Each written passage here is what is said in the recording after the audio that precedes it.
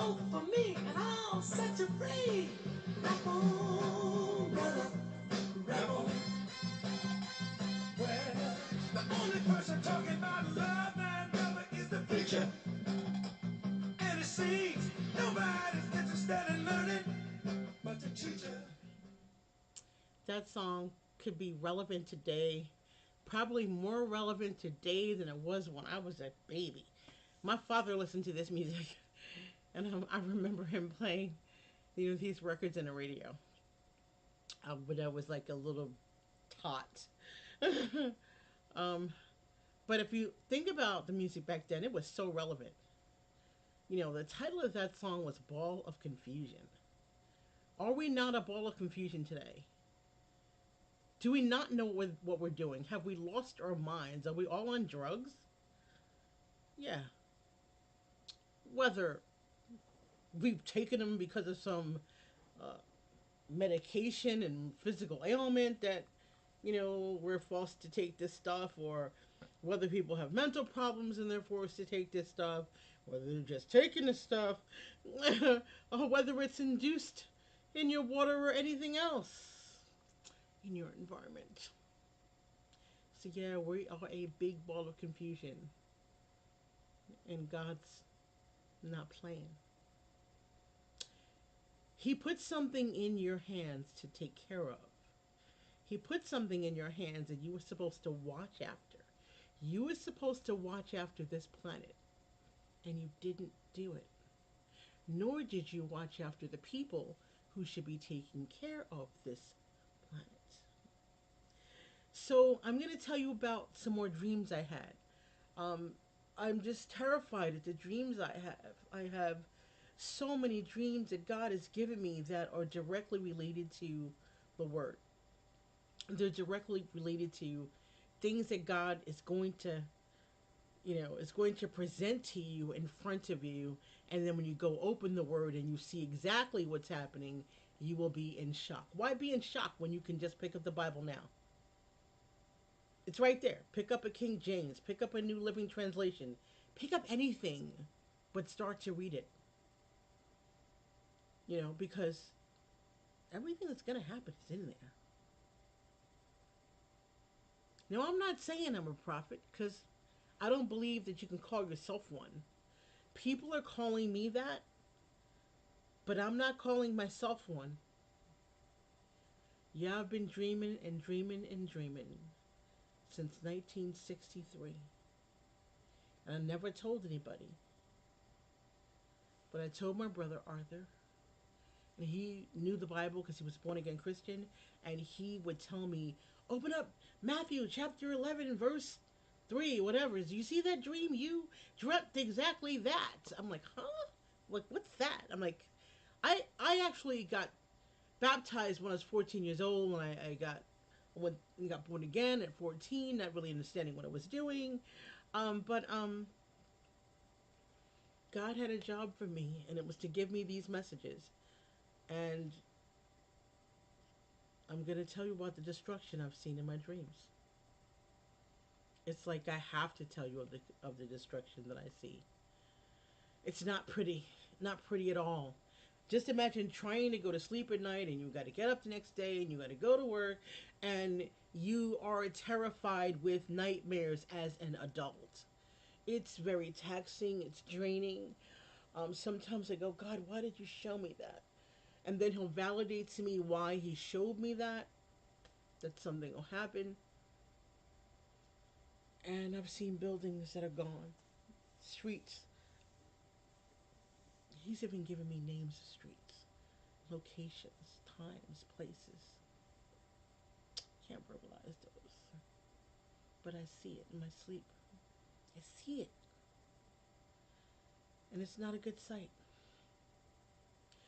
So, with all the earthquakes and everything that's going to happen, the hurricanes, the earthquakes, the weather is so weird. It is May, and I have the heat on. I had a dream years ago that it was snowing in the summer. When I tell you about that dream and you read my book, it's in my book, you'll see what month I dreamt that in. It was snowing in the summer.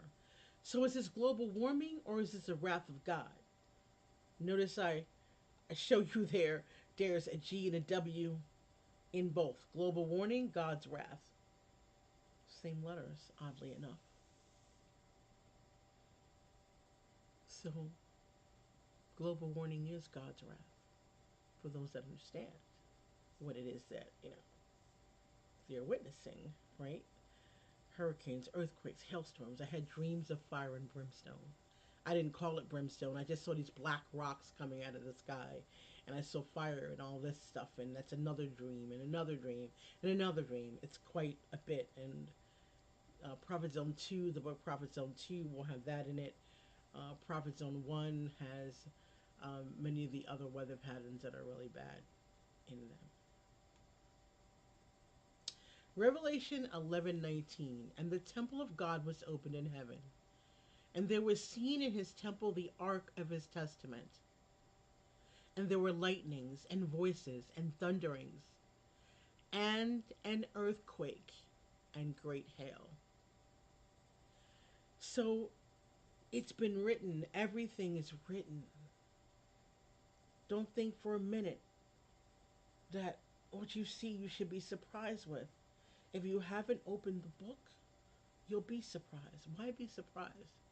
When the word is here for you, it is here for you to just dive right into. And when you open the book, ask God for his guidance because it's not something you can interpret on your own. I don't advise anybody to try to do an interpretation on their own. That's just not really the way it works. God has to give you the guidance and what he means by what it is that he's showing you, and at the same time, you will get that understanding and what it is he wants you to do with that information. How are you supposed to respond to that information? That should be clear when he talks to you. That should be clear, not confusing at all. So that's Revelation 11:19. There'll be wars and rumors of wars. That's in the Bible as well. Nations will be fighting against nations. Armies will be called into battle. Even your women are going to be going to the front line. I don't even believe in that. Like, a woman's job is not to be in the front line of war. I mean, it's not her job, I'm sorry to say. Not that women didn't walk with Jesus and beside Jesus when he prophesied and when he went to talk to the people and send a message. Be there even to help the wounded. But front lines? No. But guess what? Some of you women are going to have a choice. If they mandate a draft, you young people don't know what a draft even is. One day you'll be called and they'll say, okay, your name is this and you are 21 years old and you must report to this location now or be jailed. What choice are you going to make? My brothers just made it not to go into Vietnam, I believe it was. They just made it by age, by the years they were born, to not have to go. And I remember when I was a kid, my mom saying, if they call for my boys, we're sending them to Canada. We're moving to Canada. We're shipping them to Canada right away. If they call for my boys are not going into some war. How many mothers are gonna feel that way? And on the flip side, how many mothers are gonna say, "Oh, get him out of here anyway. He's not but a nuisance." Or how many mothers are gonna go, "I don't really know what's gonna happen here. I don't really get it. Like, oh, it's gonna be great to fight for his country, and let's just send him at the risk of him dying." I appreciate those that went to war for us. Don't get me wrong. You have saved our lives. You've saved this country. You're on the front line. You're actually doing it now, and people don't even know you're doing it now. I know you're doing it now. I know you're out there prepping right now. Now, when they send you back here to fight your own people, you gotta make another judgment call. That could be your mother. That's your sister. That's your grandmother. That's your family that you're going back to. Jail, prison, killed. So you're gonna have those that are enlisted are gonna have another big decision to make in the real end. Because we're talking about the last war, right? There's going to be a World War III. Then there's going to be a last war, whatever the final war is, right? See, U.S. could be gone and there's still Europe. There's still all these other countries. So think about that now. No one's going to really care. Not really. The Bible talks about Armageddon, last and final war, buddy. Final, where you don't come back. This is in Taiwan. I found this picture the other day. And Taiwanese are such people that have spirit. So I always wonder why that happens. Things happen to them. People have never wanted them to really be free and be on their own. And when I look at that building falling right there from an earthquake, I just go, you know, what if that were right in that New York fault line, and that's the Empire State Building falling down? Oh, didn't know there was a fault line in New York. Didn't know there were fault lines for earthquakes on the East Coast. Yes, there are. There always have been. And when you see the stats that I'm going to show you in this presentation, you'll realize time is ticking. Time is short because it can happen any day. It can. This is a picture of something that I will tell you is from the 1880s. And this contraption did something. So I just want you to look at this picture, noodle on it for a little bit. I don't expect anybody to know what this is.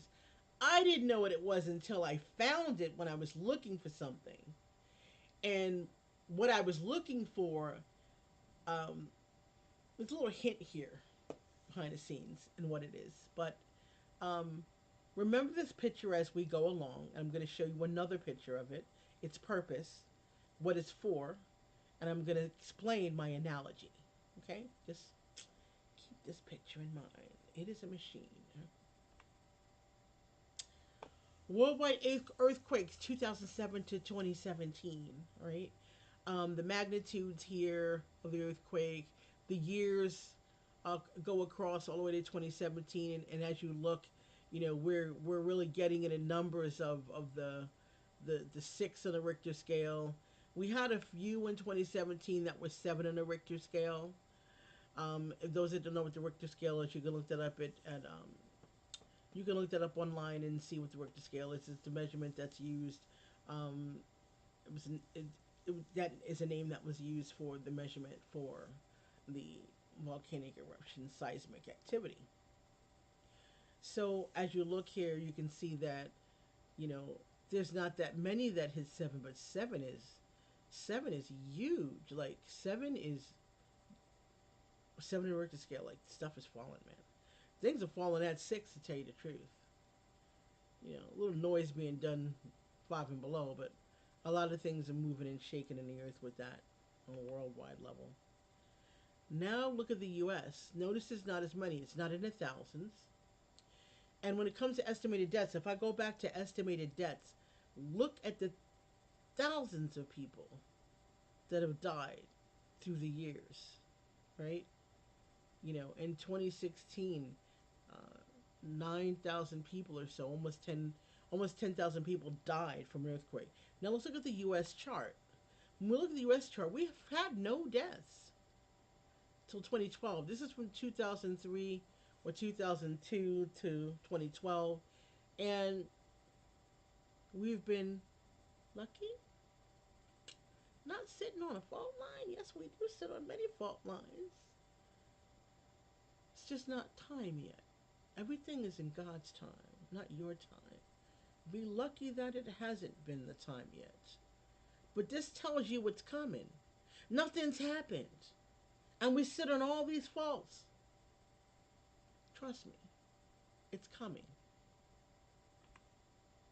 And it will be our fault. Matthew 24:7.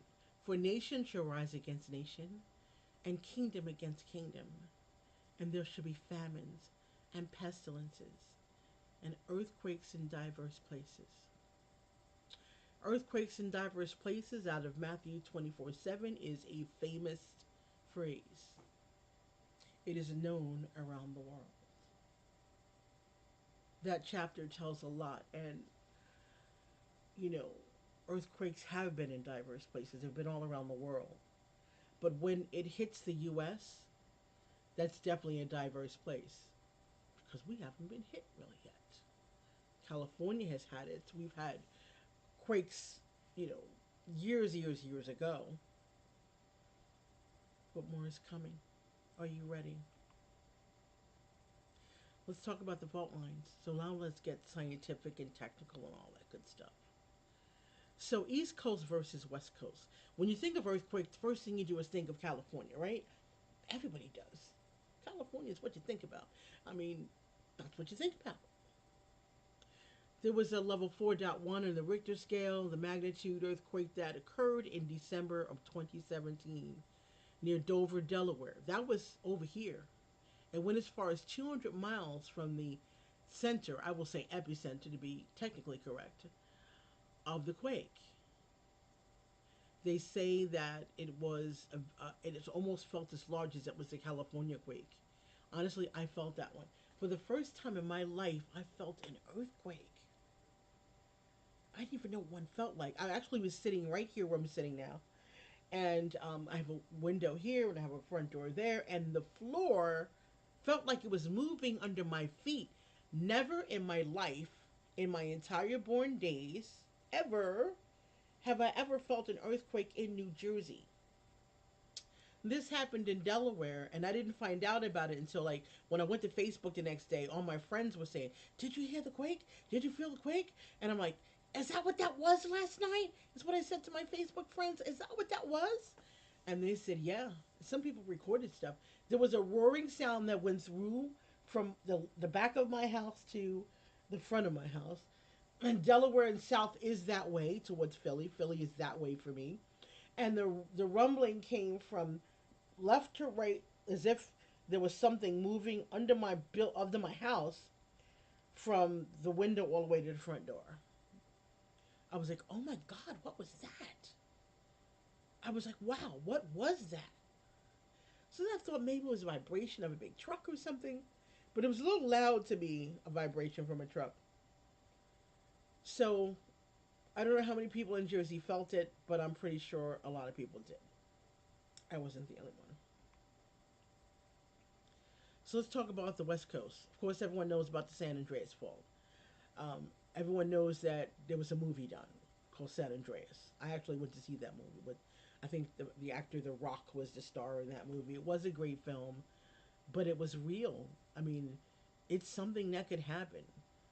That San Andreas Fault has been there, and they watch it and they look at it and they watch it and they look at it and they try to predict when they think something will happen and know that it's a ticking time bomb. It's tick tock, tick tock. Another one on the West Coast is called the Ventura. The San Andreas is there as well, but there's a Ventura one as well. Leviticus 25, 1 through 7. The Lord spoke to Moses on Mount Sinai, saying, "Speak to the people of Israel and say to them, when you come into the land that I give you, the land shall be kept a Sabbath to the Lord. For 6 years you shall sow your field, and for 6 years you shall prune your vineyard, and gather its fruits. But in the seventh year there shall be a Sabbath of solemn rest for the land, a Sabbath to the Lord. You shall not sow your field or prune your vineyard, and you shall not reap what grows of itself in your harvest, or gather the grapes of your undressed vine. It shall be a year of solemn and rest for the land." So even if fruit grew on the land, he wanted you to not eat it. He basically that's you fasting for that year. You're not supposed to eat the fruit that year. You're not supposed to plant fruit that year. You are supposed to give the earth a break. I practice meditation and I give my mind a break because I'm on all the time. I'm running so many businesses and I'm doing so much. I'm writing the book.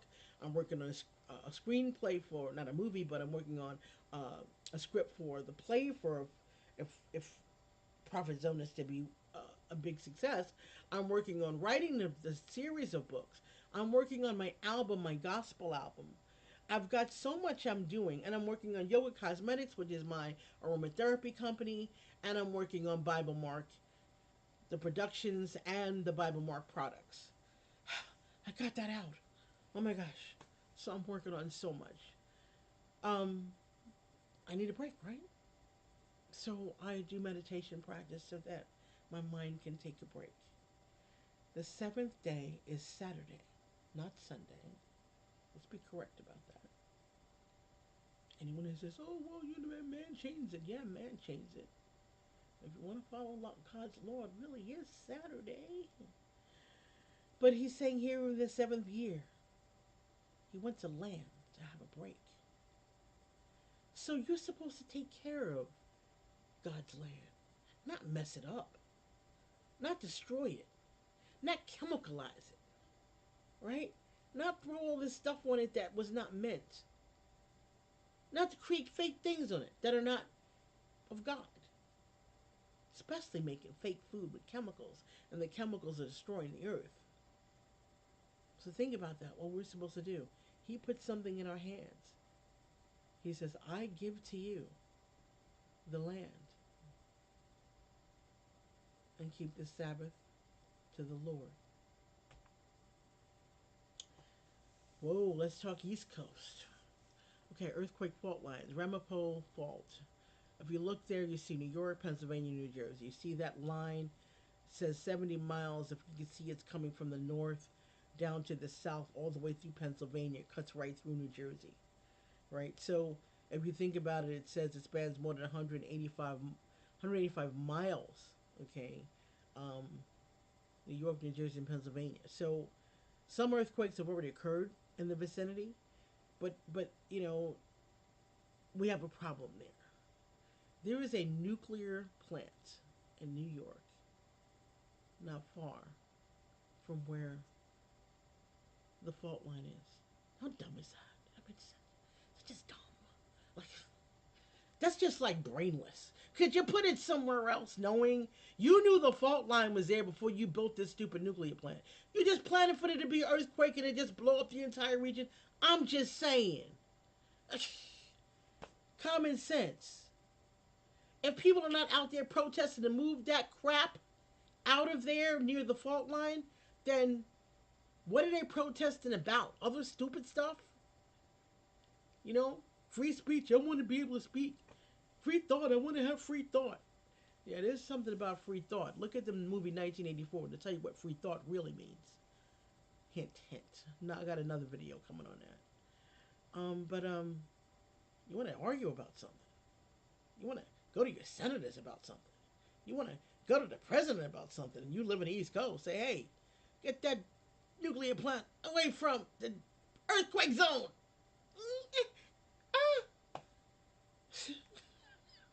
It's just common sense. A baby can figure it out. I don't understand. You know, where people's minds are just so blind. You know, they're just so blind. Look, I took an IQ test in school and I am just a slither below genius. I refuse to be genius. Okay? But I'm looking at this stuff. Why isn't anybody looking at it? Don't get it. More earthquake fault lines, East Coast, New Madrid, New Madrid, which is 120 miles. It crosses 5 states: St. Louis, Kentucky, D.C., Missouri. It's east, but it's east center going towards Midwest, right? Um, I think that's right in a zone like near the Rocky Mountains. It just um, so it's not like there's no fault lines on the East Coast. Don't think for a minute it's only California. Now I know everyone's talked about sinkholes. Why isn't anyone protesting about that? What do you think's causing it? How can it be normal? It's not a normal thing for.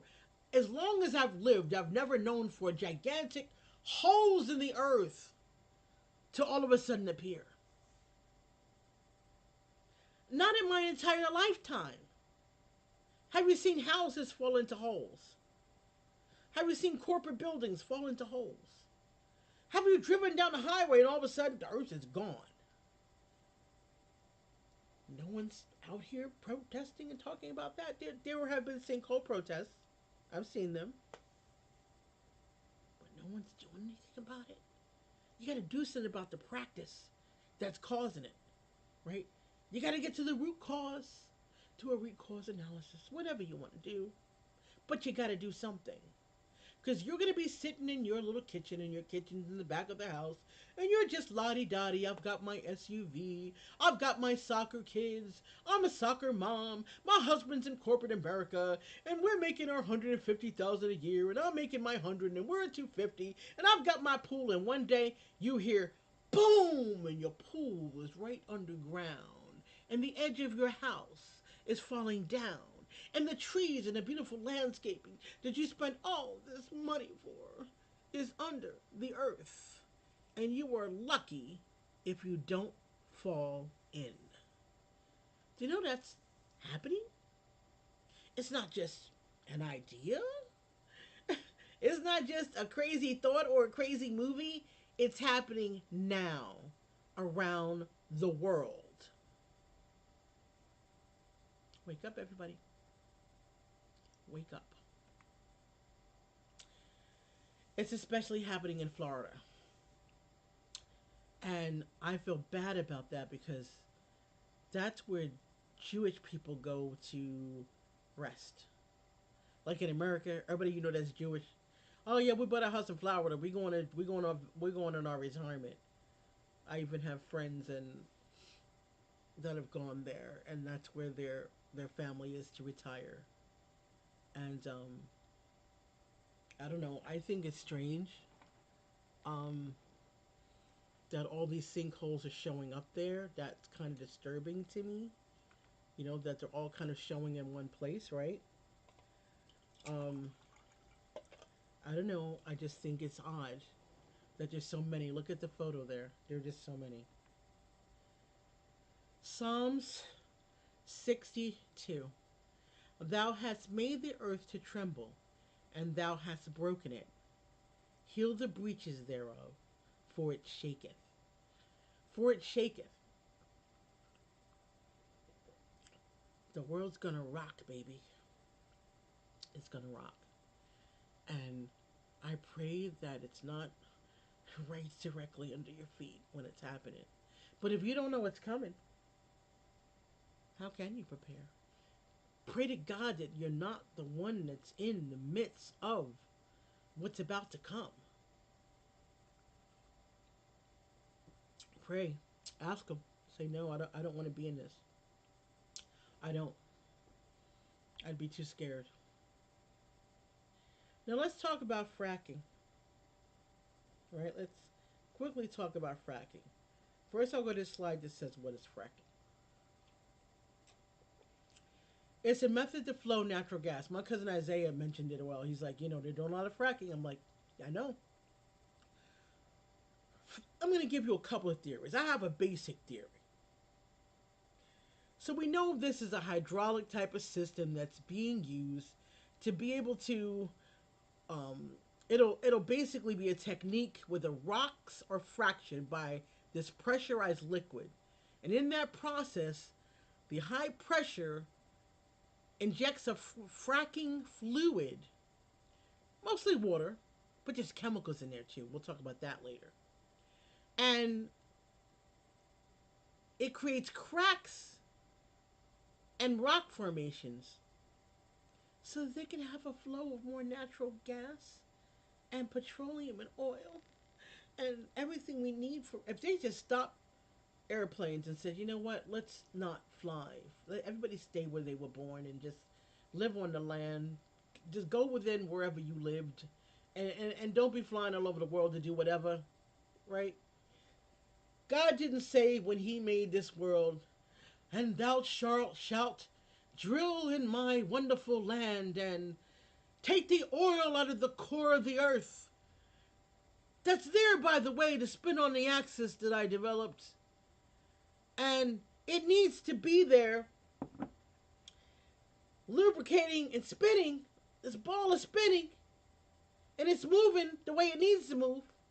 Because I've got in the center of the earth something that makes it sustain.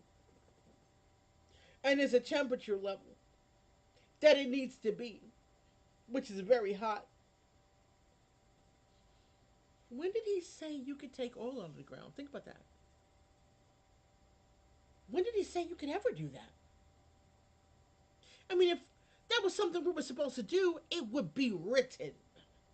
If future is already written in the book, I would think there'd be a passage in the Bible that would say, and Daniel saw that there were these machines and they go into the ground and they would take out of it a black oil that comes from the root.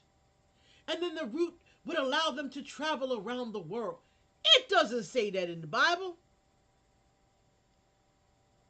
Y'all made that up. Yeah, I said y'all. Y'all made that up. So what are you doing? What are you doing? There's risks, problems with that. So I looked up, does it cause a problem? Is it really a big problem, and does it have anything to do with earthquakes? And yes, it does. The increases in seismic activity following the hydraulic fracturing along dormant or previously unknown faults are sometimes caused by deep injection disposal of the hydraulic fracturing, and it can potentially produce, it'll produce gas, but at the same time, it can cause seismic activity. So right now, it's under international scrutiny. Right now, it's under international scrutiny. It's around the world. You're putting holes in the earth around the entire world. So I have this concept. I had a concept for years before I go into Revelation here. And I'm going to tell you about my concept. But before I tell you about my common sense idea that I always had, let's go to Revelation 11:18. And the nations were angry, and thy wrath is come, and the time of the dead, and that they should be judged, and that thou shouldest give reward unto thy servants and the prophets, and to the saints, and them that fear thy name, small and great, and shouldest destroy them which destroy the earth.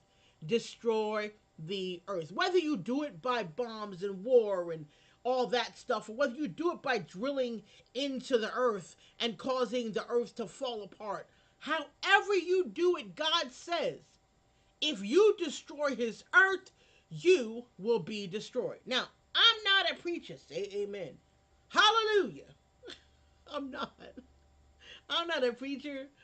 I'm just picking out what's relative to what's taking place, linking it back to my dreams that he showed me, telling you, oh yeah, my dreams are going to happen.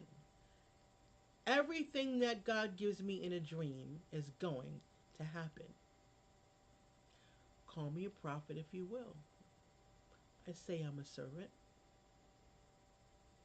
but I've got to tell you. That's my job. I have to tell you. I can't live without telling you, because then when something does happen and I didn't say anything, then I would feel bad because, oh, I held it. Oh, I held this information. Oh my God, I didn't tell anybody. Oh, why didn't I tell anybody? Oh my God. I would go crazy if I didn't tell anybody. If I didn't say anything about it, like, okay, 9/11 happened. I saw it over 20 years in advance. I couldn't tell anybody. They would think I was a terrorist or something crazy. So no, I couldn't tell anybody. But yeah, I can now tell everything that God gives me. Why? Because you are to be warned. Time is short. So let me give you an idea, a common sense idea that I've always had. I use this example about pulling oil out of the earth. I use that same example with pulling the energy from the sun. They keep asking me, oh, do you want solar panels on your house? No, I don't want solar panels on my house. If there's no more sun and it goes dark, guess what? I'm using a candle. We use candles for centuries and centuries for light in the evening. Well, why is anything any different, right? I actually love candles. They're very soothing and very relaxing. But I say no. I don't want solar panels. Don't try to force me to get them. I'm not interested, right? So I always said pulling the oil out of the globe, the center of the earth, How much can you pull out before it falls apart? It's what I always said. Before before I even knew what fracking was, I always said that because it's common sense. You take the core out of an apple, eventually the apple will die.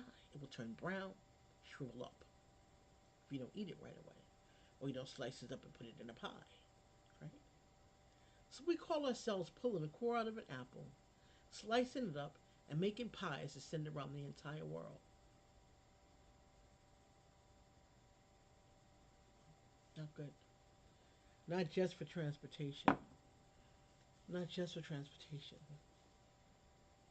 It's used for a lot of things. We know we can't cut everything out, but we can cut out the things that are not necessary. To go back to the older way of life, we may have to. So do you remember this? These commercials they had way back in the '80s. You know, this is this is this is you, and this is you on drugs, right? This is the world, and this is the world on drilling, right? It's gonna fall apart. No ifs, ands, or buts about it. And it's sooner than later. Do you know how bad it is around the world and how big these holes are? They're not just little holes. The earth is destroyed. If you were to take a look at what it is, the earth is destroyed. You are destroying what God placed in your hands. You're responsible. The creature man, who is born in God's image, is supposed to act like God, but doesn't. He does something opposite and destroys what God gave him. So now I'm going to get back to that machine. Hint, hint. In the 1880s, there was a machine that they used to core and peel an apple. Look at that. That is an 18th century, 1800s, 17th century, 17th century apple peeler.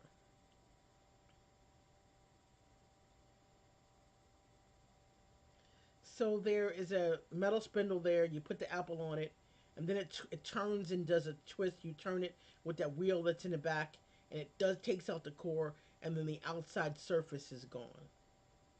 Isn't that what we're doing? I think it's. I thought when I took when I got this photo of the oil drilling machine on the right and the apple peeler on the left, tell me it's not uncanny that it looks the same. See, what I'm telling you is this is God's miracle, how God works to give you his information. He will put it in my hands in a dream and a vision, and then he'll let me come across something that makes it relative. It'll be completely relative, right? I was searching for pictures of how I could get the core out of an apple. So, I'm Googling apple peeling, core removal, rotten apples. I'm Googling all this stuff. And I came across this and I said, what in the world? I said, Jesus, you had me find something with a direct correlation to what I'm talking about and what my theory was all along. My analogy that I've been making for years about taking the core out of an apple and killing the apple. If you're pulling all the oil out of the center of the earth from the depths of the earth where it's needed to be there, you're destroying the earth. Even to remove the diamonds and gems. Same thing. It's there for a reason, right? Um, I don't even know what to say. Look at that photo. So this is by a company called Bonanza or something. Um, they made these in the 1800s, so I just thought it was interesting. When I think about the gears, even like in even the 1820s or imagine 18, you know, 2018 to 1820s. This is even the numbers correlate there in a way, right? Um, but just imagine, it looks the same to me.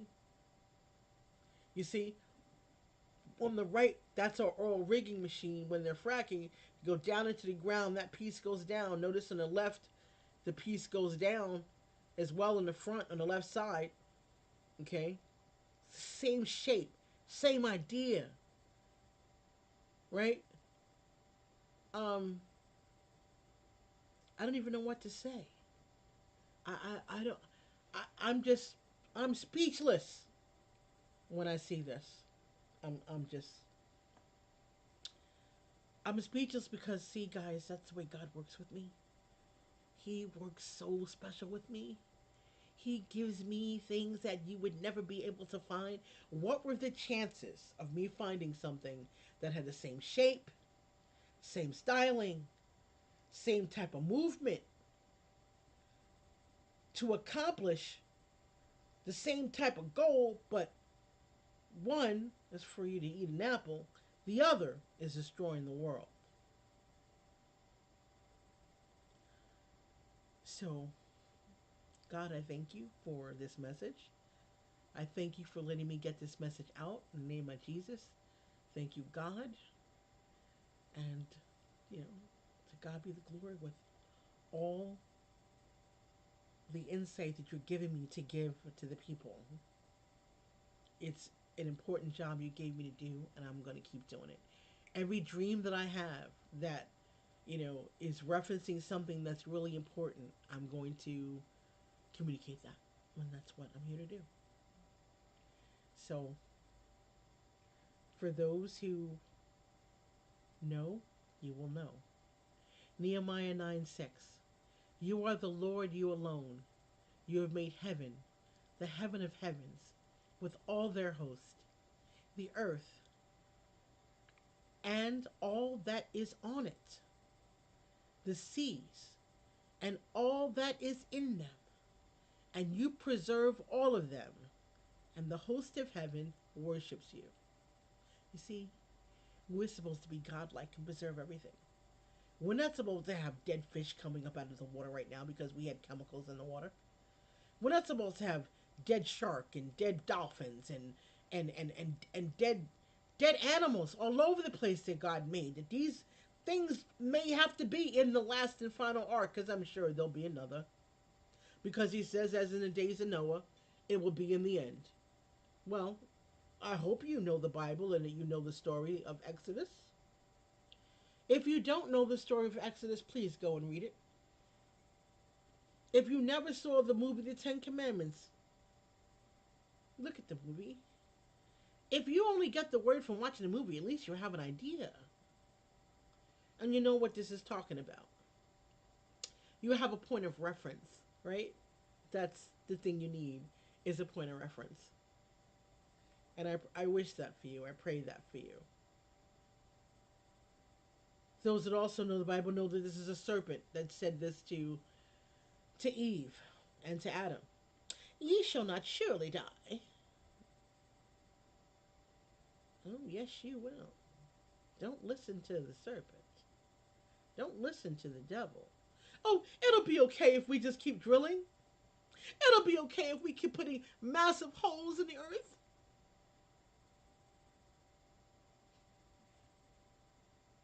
No, it won't be okay.